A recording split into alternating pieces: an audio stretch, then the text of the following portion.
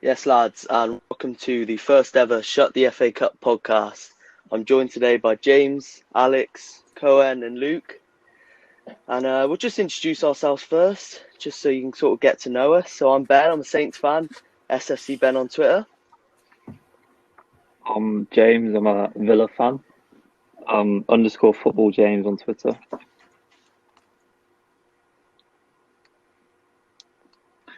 I'm Cohen. I'm also a Saints fan, and I am CXHen11 on Twitter. I'm Alex. I'm a Man City fan, and I'm FTBL Alex with 2 X's on Twitter. I'm Luke. I'm a Sheffield United fan, and on Twitter I go with Bladesman. So yeah, that's our sort of little take me out guess. Got a few things on the agenda today. Obviously, it's transfer deadline day. A few top stories. We'll start off with Maitland-Niles. Bit of an interesting one as a Saints fan, obviously, Cohen.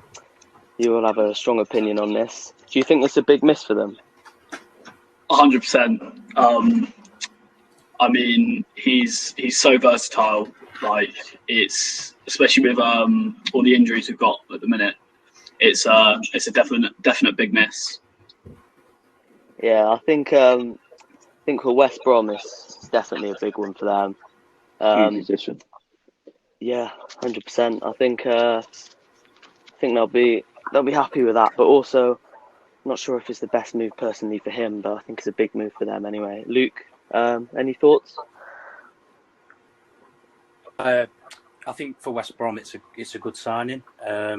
It shows, that the border, backing Sam. Like us that aren't going in for anyone, which I find disappointing. But Maitland-Niles is a for West Brom, it's a good move, and he'll strengthen their squad definitely. Yeah, I think it's good for him because he's like Cohen said, he's very versatile, isn't he? But moving on anyway, there's a couple more stories. We've got Liverpool's centre-back predicament. Obviously, Alex, they've been quite unfortunate with a lot of injuries. Do you think Ben Davies is the answer to their problems? I'd say more, what's his name, the Kabak that they're trying to sign. Oh, yeah. I think Davies would be better as a bench player, but Kabak signing, I think if they got him, he would play over Davies, I'd say. Definitely, yeah. I want to jump in. I think for me, he's obviously cheap. I think $2 million on it. He's signed for. I think so. With everything that's happened with COVID and stuff, teams aren't going to be splashing money around. For me, I think for the short term, it's a good move because when Liverpool have their centre back fit, that lad's not going to get a look in. No disrespect. So I think if they go for a player which is going to cost them, a lot of money, and then when they've got the main players back, he doesn't get in the team. It's a massive waste. So I think short term, in my opinion, it's a good signing because he's cost very little. Yeah. I think it's a very low risk signing for $2 million. I spoke to a Preston fan about him. He's a ball playing defender, which kind of suits their play style. Should be good for them in the short term. And the signing of Kabak, I think I can't really say much about him because I've never watched him or anything. But a lot of media have been hyping him up to be a great defender in the future. So it looks to be a real good addition for them in the long run. Yeah, like you said, I can't say I've seen him play, but there's been quite a few excited Liverpool fans about it, so I suppose we'll see in the future anyway. As well, obviously, he looks like a world beater on those compilations on YouTube, so if you're judging off that, then... I think Kabak as well, I read he's only 20, so in the long term, if he does sort of come to be one of them sort of gems who Liverpool have signed in the past, I think in the long term he could be, like obviously when people like Matip go, I think he'll be the sort of player to play alongside Van Dijk in the future. Yeah, definitely. They needed to make a signing, a centre-back signing of some sorts, because they couldn't as much as what's his name now? That centre back. I forgot his name. But Matip. Phillips, Oh, Joe Phillips, Gomez. the Oh, youngster. Phillips, yeah, as much yeah, as he's been, Matt Phillips, as yeah. much as he's been good so far, I think it's still risky to put him in there for the remainder of the season, especially if they want to go for the title. You know, they're still in Europe, Yeah, so they needed to make a signing. I think to sum it up, I think you know, well, we can all go through it. I think, in my opinion, to sum it up, it's a good signing, low risk, not cost a lot of money. You know, it'll be a short term just to fill that hole. I think it's a decent signing for Liverpool. definitely. Yeah, I think when you look at the way, for example, Reece Williams in the FA Cup game against Man United played, you could tell they needed someone else, a little bit for depth. And look, they've got a couple of defenders in. I know that Ben Davies has been quite highly regarded in the Championship. Obviously quite experienced for a fairly young player. Is he 25 now, something like that? Yeah, I don't think it's a bad signing. And then on the Kabak front, he's young, and a lot of people have been talking only highly really about him. So I think that's a good signing. Definitely.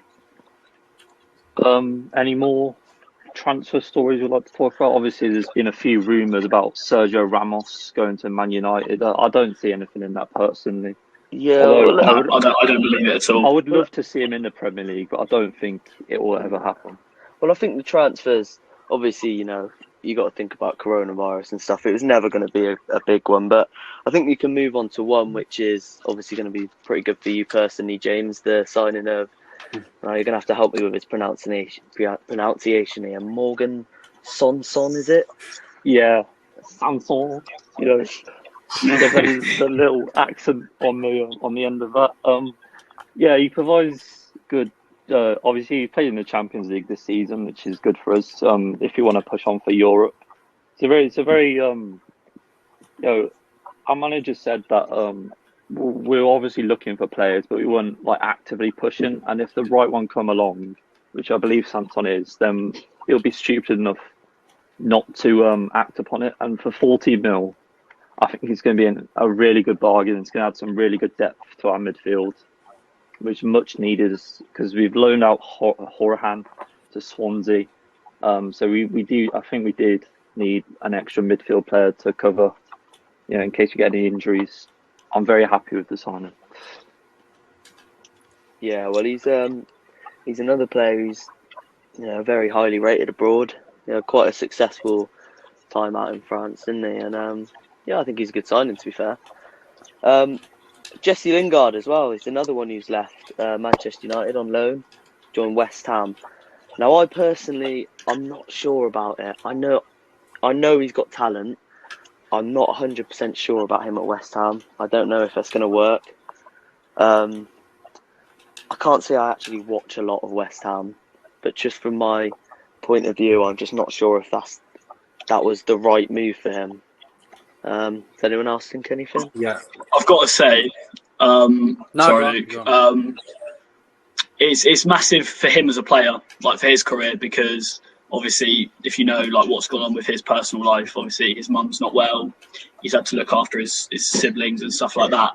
It's not been easy for his personal life. So I think him getting away from the environment he was in, I think it's a fresh start, really. I think for him as his career in general, I guess you could say it's going to kickstart his career again. Yeah, I'm going to side with Cohen on this.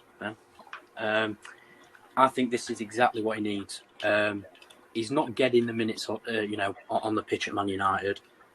Like I said, there's a lot gone on personally for him, which is obviously going to make it tough. And he needs a club where he's going to play. I think he should get plenty of minutes at West Ham. And I think this is a real chance for him to revive his career. Because if he goes, he plays well, he scores, he gets assists, that's what he needs. He needs game time. And I think at West Ham, they will play him. And it could go either way. But personally, I think he's going to flourish in the West Ham side.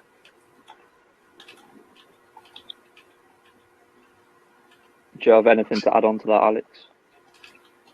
Yeah, as Colin was saying, I think it's a good move for him from everything that's been going on in his life, like his personal life, and to get more game time than he did at Man United. He deserves it because he is a good player, to be fair to him. Yeah, I think it's clear to see that there's a player in there. He just needs to play more and build his confidence back up. Yeah, I think in a David Moyes team, he could do that. But as I say, it could go either way. Yeah, look, I don't doubt his talent at all, and I know he's had a really tough time. I agree actually with Cohen. I think, like you said, he's getting away from the environment might really help him. Hopefully, it helps him for obviously everything's going on. I think the fact that was there something to do with his mum was being treated to sort of help the move to West Ham as well. Yeah. Well, I'm just going to put in and say we were actually linked with him for ages.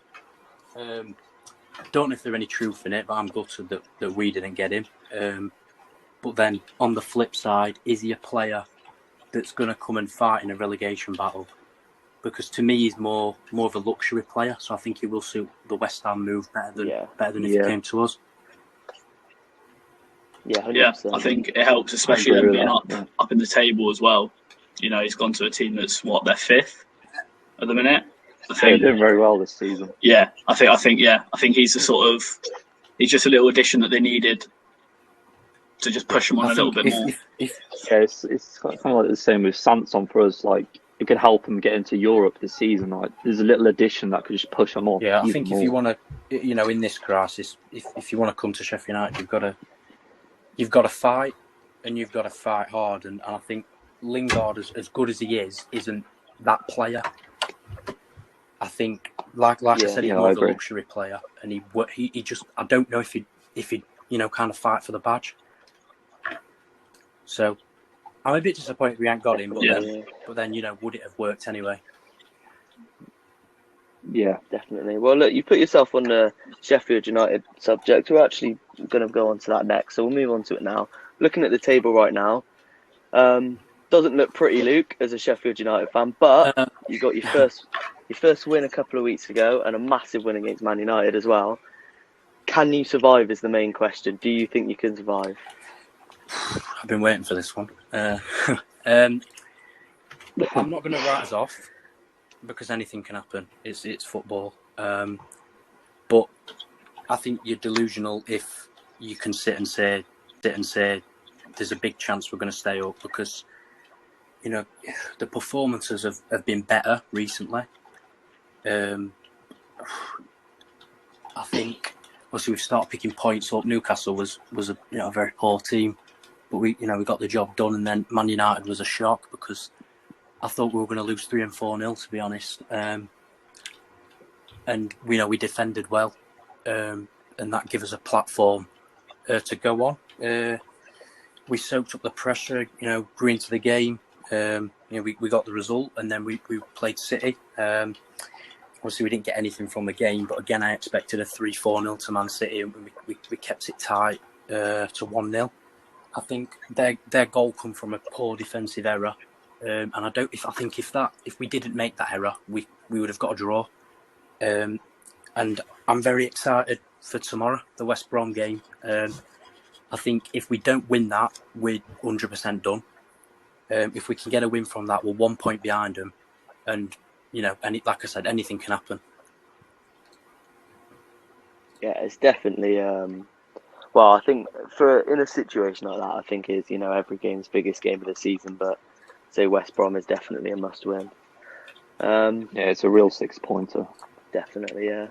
What was the score in the reverse fixture? 1-0 West Brom. I'll talk about that. I actually remember that game without because being biased, and I think any West Brom fan could back me up here. We were the better team by a mile. We had about 6 chances. We missed them all. There was one that literally was a yard out, and we skied it. And and I think that was just down to confidence at that time. We were the better team. We dominated West Brom all 90 minutes, and we just couldn't find the net. And I think now with the Man United result, that confidence, if we take that into the West Brom game, I can see us putting them chances away. Yeah, if you don't mind me jumping in, sorry. I think that's just the sort of story of the season. You've lacked that bit of quality in the final third. Yeah. As you said there, like you missed from 1 yard out. If that was last season when you were in form, yeah, you would have scored that, and it would have been a completely different story. But you've just lacked that bit of confidence, as you said, like going forward. And I think if you had that bit of quality, maybe I think McGoldrick's been quality for you. He's scored some big goals, but I think if you had the sort of, cause I'm looking at the starting 11 there, and you had Burke and McBurney up front, I think I look at McBurney, I just think he's not Premier League standard at all. I think we lack Premier League quality, individually, and I think we did last season. But as a team, as a collective, we had momentum from getting promoted, and we lost that momentum, because of lockdown and the restart, and we just didn't get going. And I think we've started to get going. We started to get going again. I think if you look at the table, you would think that we are terrible. If you've never watched, a United game, I watched every United game this season. And I can tell you that we're not terrible.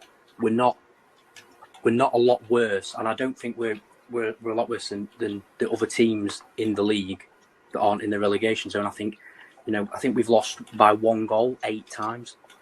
So just things like that. We've been majorly unlucky in a lot of the games. And I think, confidence has just been really low. And I think now the confidence is back up. This is a big chance to start getting some results.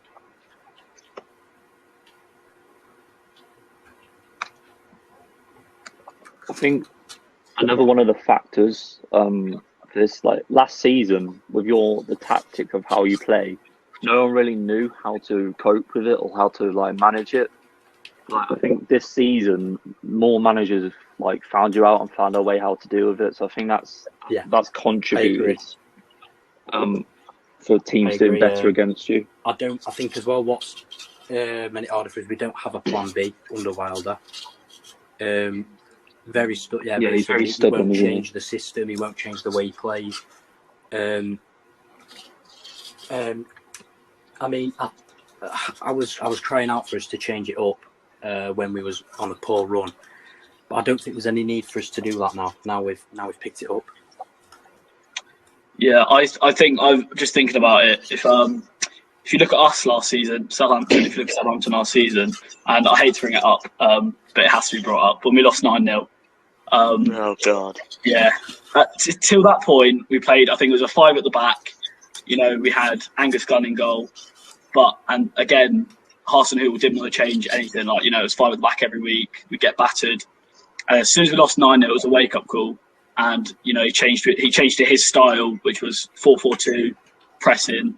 And if you look at after lockdown, when we restarted, I think we lost 1 game, was it? And I think again, it's if Wilder changes his, I wouldn't say his style, but maybe if he just changed the formation a little, I think it might help you. Well, he did change it. When we was in the League One and in the Championship, we played 2 central midfielders and a number 10.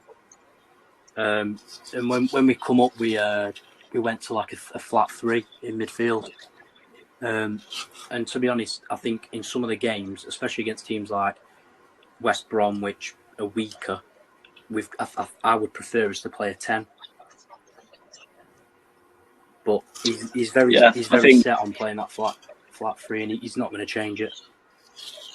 I think maybe it's just what I've seen. I think it would help you if you stop playing 3 at the back, because I've seen you don't just play 3 at the back. You don't play with wing backs. Your wing backs play as sort of wide midfielders, so you do get caught out a lot. When I've watched you get caught out a lot, out wide. Yeah, I think I'm glad we've carried on playing it, if I'm honest, because it's worked for so long. It worked last year, so I don't think there was particularly any need to change it until we went on that bad run. But we've got out of it now. So I think I wish we just keep it the same. Maybe play a 10 sometimes against some of the weaker sides to really go for it. But yeah, I was going to say us and Southampton we've got something in common where it's not been going very well. We've kept on to our managers and not sacked them, and we've given them time. I think that's really good from us too. I think any other team would have sacked their manager if they had 2 points after how many games I can't even remember. But we stuck by him, and that's what you did with your manager, and it's paid off for you guys. And I think it's going to pay off for us as well. I think it's a similar instance with Villa last season. We finished 17th, which was really below standard. We just scraped survival, but we stuck with Smith, and now look, he's pushing us up the table. He's got some really quality additions in. He's really managing to push us up the table, and I think it just shows that whenever things are going bad, you don't always have to sack your manager. You just keep the faith in him, and he can turn things around. Yeah, I think again with if we move on to Villa, I think especially with Sanson, or however you say it, your recruitment has been top notch. I can't believe how brilliant your recruitment's been this season. I mean, you have. Yeah, I don't think any Villa fan could believe it either for him. It's really a pleasant sight to see. And it just shows that we're finally moving in the right direction. After the years of negativity and falling back, we've finally woken up and we're moving forward. Yeah, I think for sure. I think you guys are definitely going to get Europe this season. I'm going to touch wood, but I think you guys are definitely going to get it this season. What have we got next? Yes. Well, it's funny. I think we should talk about everyone's favourite VAR. Yeah, well, it's funny. Yeah, funny we get onto the topic of Aston Villa because me as a non-biased Southampton fan, I'm sure if you follow me on Twitter, SFC Ben, by the way, I just plugged it, then you will know that I was absolutely raging about VAR on Saturday. Probably, in my opinion, the worst I've ever seen with VAR. For me, I mean, I don't know what you guys think, but for me, it's about the first one, the penalty, is about as stonewall as a penalty can get, I think. I actually remember watching it and thought to myself, the only reason they're actually looking at VAR is because are they saying it's a red card because he stopped it from going in, or that was the only thought in my mind. I had no thought against the fact it was a penalty, and I don't think. I mean, I spoke to a lot of Villa fans, and 90% of them were pretty honest and said that that's a penalty. And it happened. Yeah. It happened in the first game as well. It wasn't a penalty, but it was with Matty Cash again. I think I can't remember who it was. It may have been Che Adams. Chipped the ball over the top, and Cash has almost caught the ball. Walcott's 1-on-1 with the keeper, and he's only been yellow carded. And I just don't understand what VAR is there for if they're not going to change a decision which is quite clear. For me, we'll get onto the offside a bit later, but the handball for me is disgraceful. And not even as a Southampton fan. I think I've seen a few decisions this year. I mean, even towards Villa, I've seen a few decisions this year where it just makes me so angry that what is it actually there for? I don't understand it. For me, the main issue is the lack of consistency. You see 1 week an incident could happen, and then the next week the same incident could happen. It could be a different decision of the outcome of it. I just think there's no consistency with the rules changing practically every week. It's not helping either. But it's just a complete mess. Does anybody actually know the rules, the majority of the rules for football anymore? Because I don't think the refs do. I don't think the officials do. They change them that constantly. I've lost track. It's like last season, if the offside, let's say, last season, if they would have drawn the line from the shoulder, because that's where you could score the goal from. Yet this season completely changed it. I didn't even know to the sleeve, Ridiculous. which like look, I don't even think the refs know. I don't even think they realise. Well, I'm going to say, did anyone watch it? You probably didn't. You probably have better things to be doing. When we played Bristol Rovers in the Cup, you should have seen this penalty shout, which was actually as bad as the Villa one with Southampton. Ampadu has a shot, and literally the defender has both his arms in the air above his head, and it hits his hand, and they don't give it. Like I was shocked, and they're just getting worse as it goes on. I think the decisions are getting worse. Well, I think that's the problem with the inconsistency, isn't it? I've seen a few given this season where they've been, hands by their sides, and it's given, and you go, okay, if that's handball, then what isn't handball? It's the sort of one, if they're given, you can understand it and say, all right, that's given, but that's got to be the same for every single game now this season. And I think the problem is that you don't have the consistency. And I'll move on to the offside as well, because that's another thing that frustrates me is my opinion on it. I know, James, you're probably even just as a Villa fan have a different opinion on it. But for me, the offside, I don't understand it. I can understand that it's from the sleeve, but why is it from the sleeve? I don't really get it, because if he scores with that little bit of the sleeve that's offside and he's onside, it's going to be disallowed for handball. So why is it offside in the first place? That's what I don't get. Yeah, it's very confusing, because there's like a certain part of the sleeve that counts as a shoulder, and a certain part of the sleeve that counts as the arm.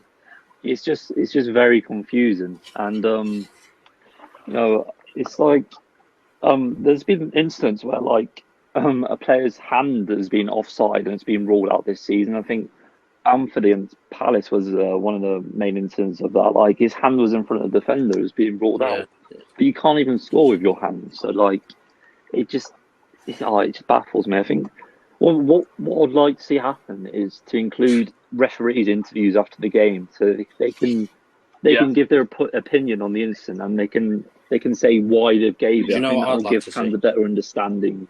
I'd like to see the whole thing scrapped. What's that? The whole thing.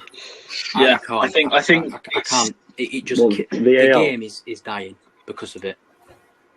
Like, I think for me, if you get rid of VAR now, I don't think they will, because I don't think they'll do it for their pride. They can't, because they've already backed it. But for me, I agree with you in the sense of you've seen the World Cup, it worked perfectly. You see the other European leagues, it's working so well. Why is it not working well here? Because we don't have good enough officials. And I remember the meme, the Charlie Austin Park Life meme, where he's saying, we're playing in the best league in the world, and he's right. He's right. We're playing in the best league in the world, publicised league in the world. The worst officials. They're awful, and it's right from the top to the bottom in England. The officials just aren't good, and I don't know what it is, but they seriously need to take a long look at themselves, because VAR was in his first year last year, and there were going to be mistakes, and there was going to be uncertainty. But the thing is they've made a lot of mistakes in the first season, which is understandable, and not changed it, or how they've changed it has been so inconsistent. And it's what I don't understand. So you have him, and I've always said this, you have in rugby, you have in cricket, they've got their Hawkeye and all their video assistants, and the only things that are disallowed are things that are set clear on, and they obvious are certain. errors. All the things in cricket, if they're given out, it's given. A lot of things that VAR looks at is an opinion, and I think if that first opinion isn't given by the ref, then they're not going to change their mind the second time. So what's the point in going back and looking at it? Quickly, I'm going to touch on this. I was going to say, and you've set it up perfectly. Against Tottenham away last season, John Lundstrom ran through and he was offside, but it was literally his big toe. His big toe was offside, and you can say he's technically offside, but is that a clear and obvious error? No, it's not. And is it ruining the enjoyment of football? Yeah, because the whole point of football is to score goals. That's what we all want to see when we watch it. So it's killing the game's enjoyment, and it's coming for clear and obvious errors. And how can a big toe be a clear and obvious error? Yeah, I think as well. Like when they said when they brought in clear and obvious errors. Yeah, they zoom in to as far as they can. They get their dotted lines out. How's that clear and obvious? Exactly. Like it's not at all. Because they're not using Like it. I think They're not using it like they said. Shane Long was the same. Like last season, I think we played Huddersfield in the cup, and he scored. And literally, I remember his wife tweeted out, "If only he was a size 8, not a size 9, he would have been It's onside." ridiculous. It's true. Like what's that difference going to make? He didn't even score with his toe. It's like you I can't think for see it. me, I have a slightly different opinion on that, in the sense of, for me, I know clear and obvious, but I think for offsides, I don't mind it if it's offside, if it's really close, if they want to take a long look at it. If it's offside, it's offside, and like you said, Luke, it does take away the enjoyment. But also, I think VAR is also there to correct things, so they have to. You can't go back and go, oh, it's like his big toe's offside, but it's close enough. I think if it's given, it's got to be given, and it's annoying. And the problem with it is they need to get a set offside rule for VAR, because it's with the hands, and it's the hands for me, because I think anything with the feet, I've seen a few this season that we've had disallowed. I've seen a few, you've got your Liverpool's, United's, they've had disallowed, and it's with the feet, and it's not an issue if it's with the feet, but for me, it's anything with the hands. They need to get a rule. Is it going to be the whole body? Is it going to be up to the shoulder? The sleeve thing, I don't understand. I know Hassan, who our manager, said the other night, joked about cutting the sleeves off and wearing a basketball jersey, but he's not wrong, because if we did do that, then where's the offside? Do you know what I mean? It's so confusing for a lot of people, and I think it is taking the enjoyment out of football. But I also think that the offside rule, at the end of the day, is also the offside rule, and I think if he is offside, it doesn't matter how close it is. I'm going to ask. It's got to be given. Everyone, if a big toe is offside, I'll just go everyone, for everyone individually. James, would you want to see that ruled as offside, or would you want that to stand as a goal? I think with the big toe, it's such a small I just thing. think it's too in depth. And I think Yeah. it's too precise to call it offside. I think you should just give it it's on. It's a big toe. It's a piece of the body that a player can't control. They can't control how big their toes are. It's not being used properly for clear and obvious errors. It's just really. I'm carrying on for the fact that the killing of enjoyment, being a fan at a ground and having to wait for the VAR people in Stockley Park to make a decision. Yeah. It just really frustrates a fan, having to wait that long for them to come up with some decision. Well, I think we should scrap the people in Stockley Park, and I think the referee should only look at the monitor, the on-pitch monitor. I don't think we should go to the people in Stockley Park at all. I think it'll help a lot more if the referees just be individual and just look at the monitor. Can I just add, what can someone tell me the point in having linesmen anymore? Because they don't do anything. Yeah, I was going to say that. Whatever they do gets looked at. The rule as well for the linesmen. What I don't understand is when they do the so now the linesmen can't put their flag up until the ball goes out of play if they think it's offside.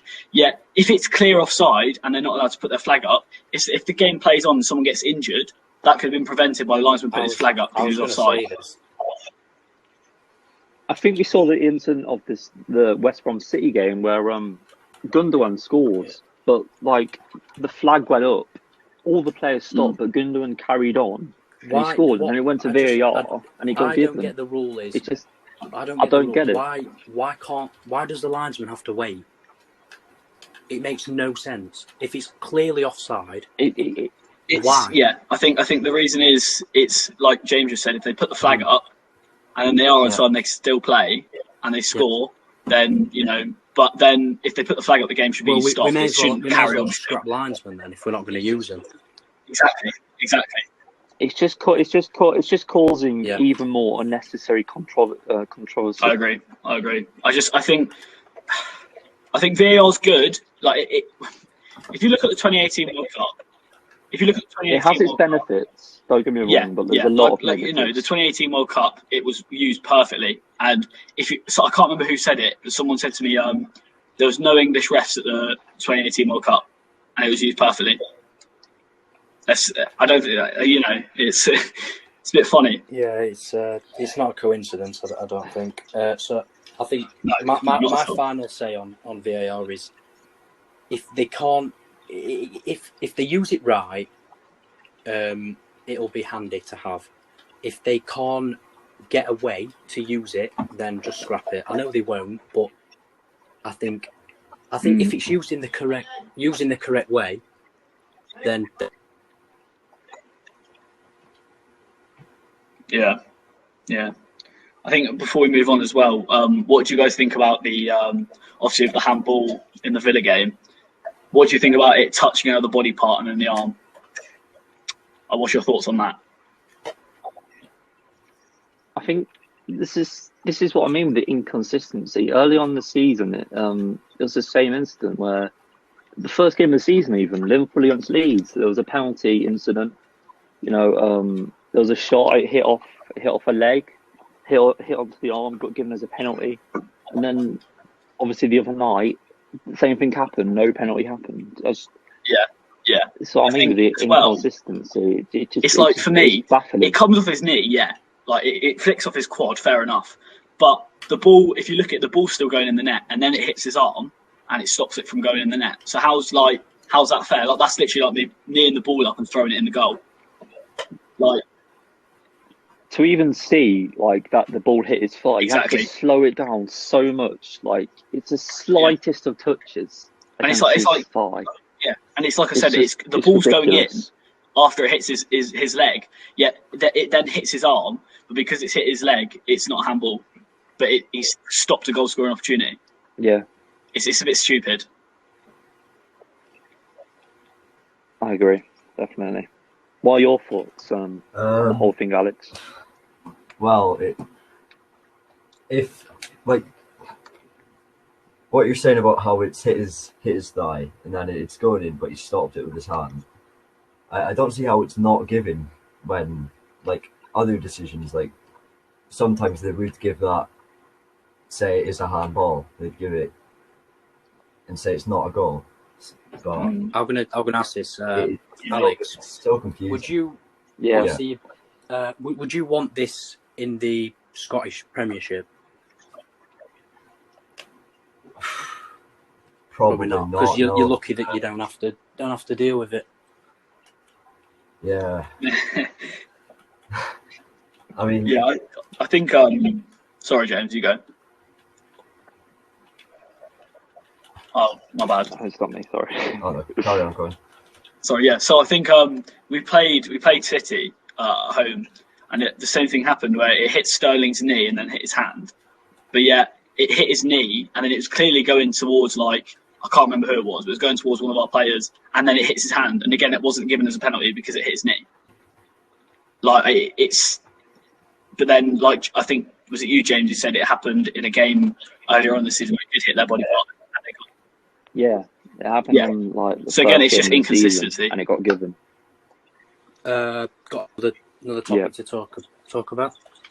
Yeah, well, I was just going to finish off by saying that on my view of it is, sorry, I think my view on the whole handball, if it touches another part of the body, I think if they're really, really going to look at it and they really want to use, they want to take 25 minutes to look at a certain decision, then they've got to do it properly. And the first rule they've got to bring in is it can touch another part of the body and still be handball as long as it doesn't deviate, And you look at Matty Cash's, right? It's barely touched his knee or his thigh or whatever it was. It's barely touched it and it's not moved it up. And he's actually got his hand out. If you play cricket, he's given no ball. He's put his hands out. He's put his hands out to make a save.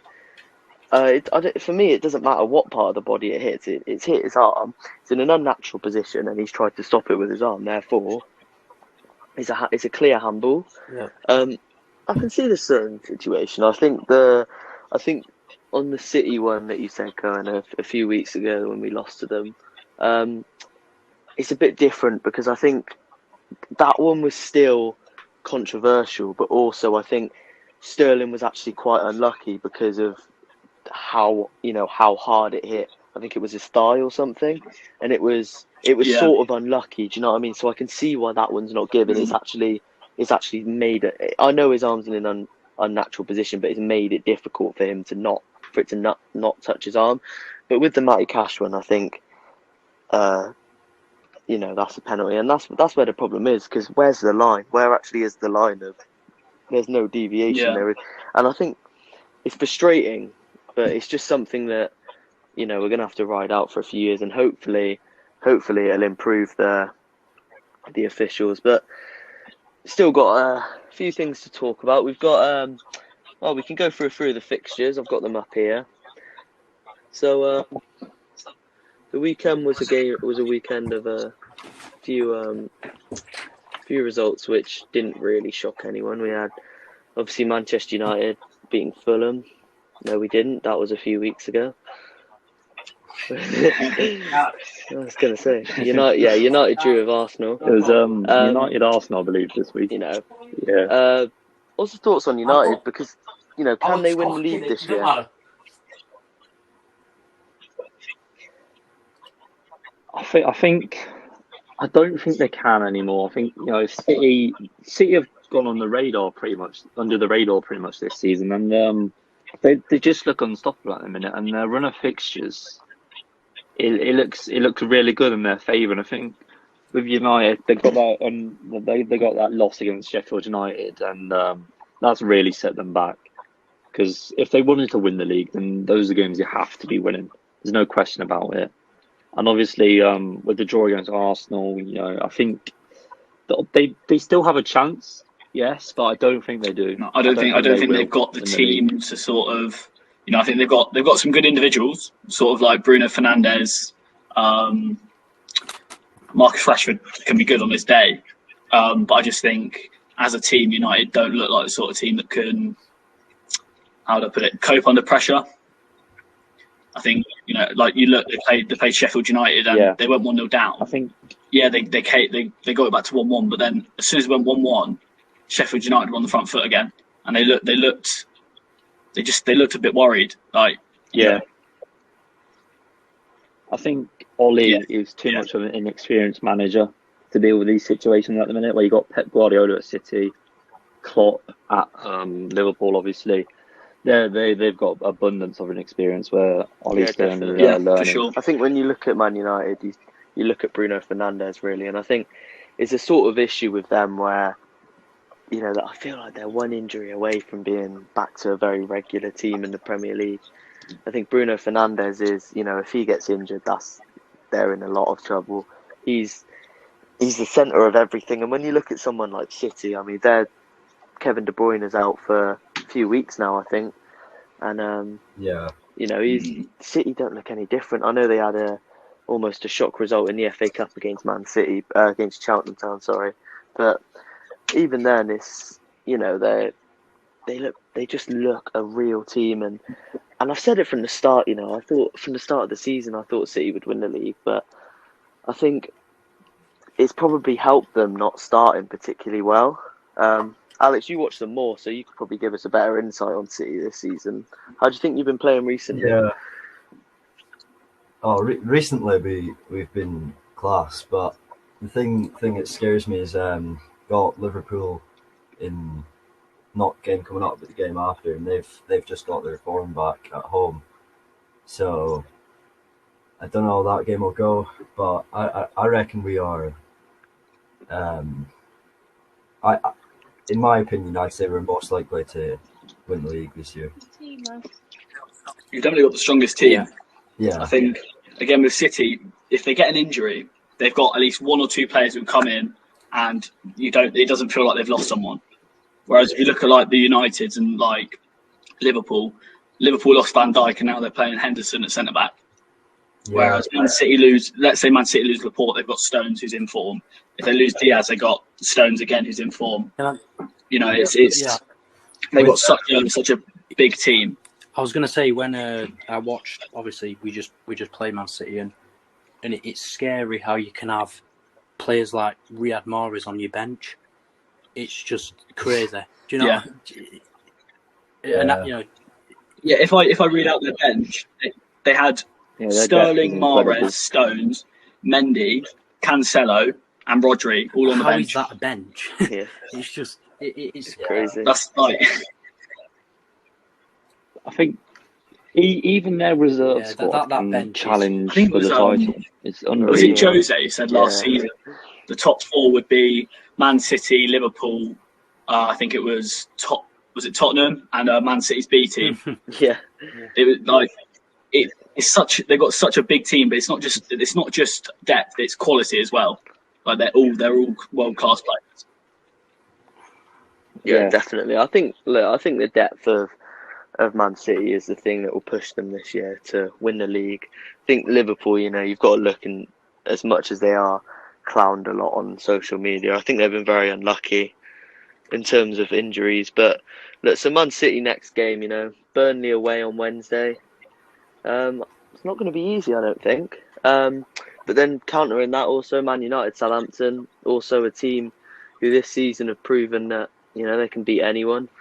But let's look at the European race. Starting to get a bit exciting now. A few massive games midweek as well. You got Aston Villa, West Ham, boys.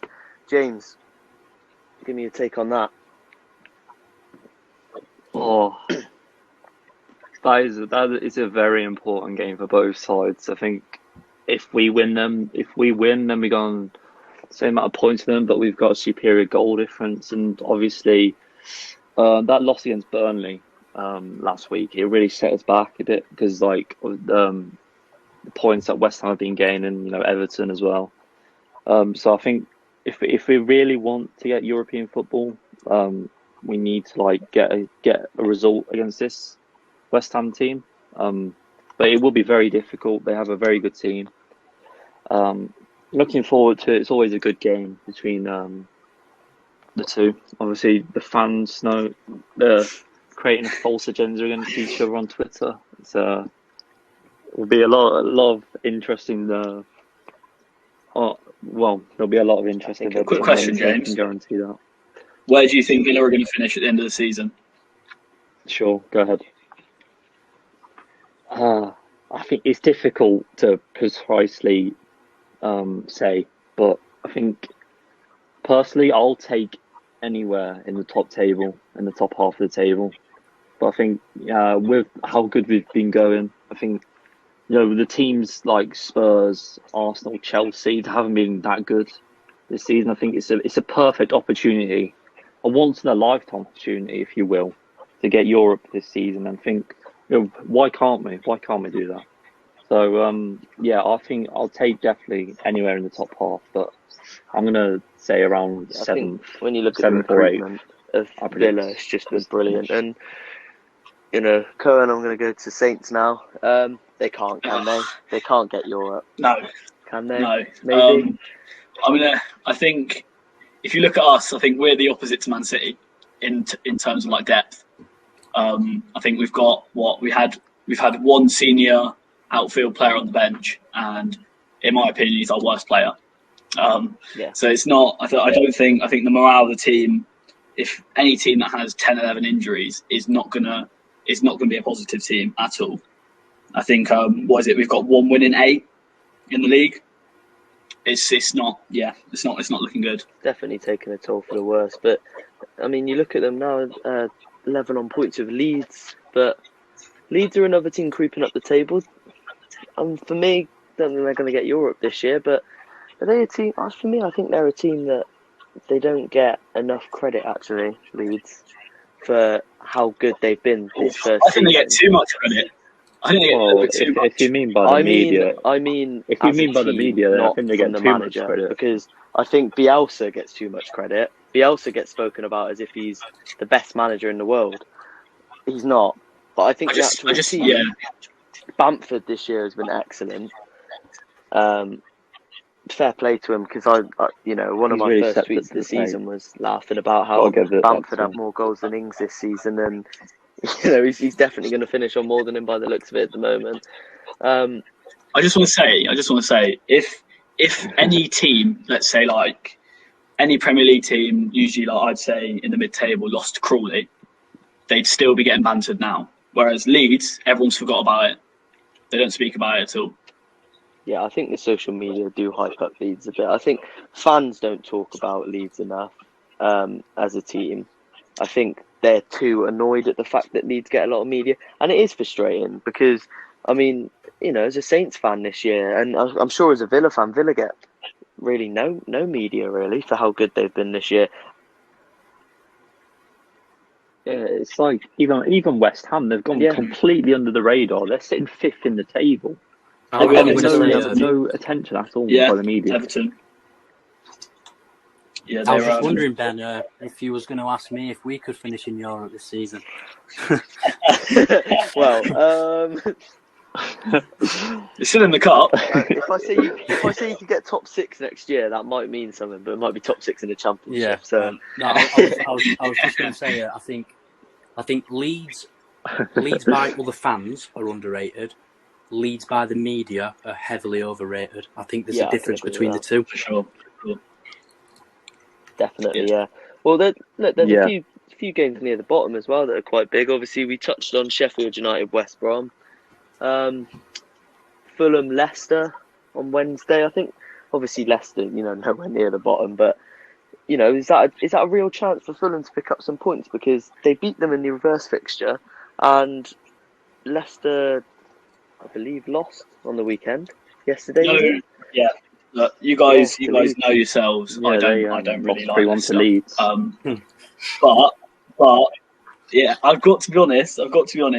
They are a cracking I wonder team. why. And they're gonna want some revenge from the weekend because they're on such an unbeaten run, and to end it to Leeds, I don't think that's going to go down very well. So I think they're going to take back ground for them. I think one of the main factors why they lost is because they were without Vardy, they were without Ndidi. Soyuncu came back from injury, which is good for them. So, like, I think that they really struggle without Vardy because he takes out a lot of goals out of that team, and you know the replacement of Jose Perez in that game, he's done nowhere near good enough this season. You know, Iheanacho, he only performed against Villa, but like. I think they just need, when you look at teams, they need an extra just striker. talking about under the radar, I think Leicester go under the radar every single season massively. You talk about the title race, you talk about City, talk about Man United. Why aren't Leicester being mentioned? Because you know the league table doesn't lie. It's true. You know, I don't think they will win it. But they do have a good enough chance.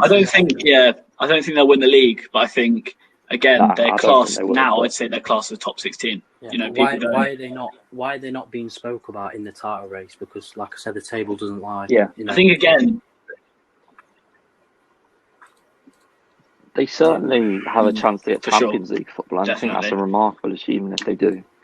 Yeah, definitely. I think Leicester, another team who've gone quite under the radar, a bit like West Ham United. Look, we could talk all day about this, but there's plenty of time to talk about more. I think now's probably a good time to end it there. But you know, make sure you join us on the second episode. Yeah, there'll be plenty more to talk about. Hopefully, another recap, and hopefully by then, Southampton have actually signed someone. Yeah. Any feedback on this first episode would be highly appreciated. Be sure to follow Shut the FA Cup pod on Twitter, and just leave us any suggestions of what you want us to do in future episodes or any feedback. We'll take it on board very much. And we're obviously new to this, so there will be a few errors, but over time we'll get better. And yeah, cool. That's pretty much it. Thanks, guys. Thank you. See you soon.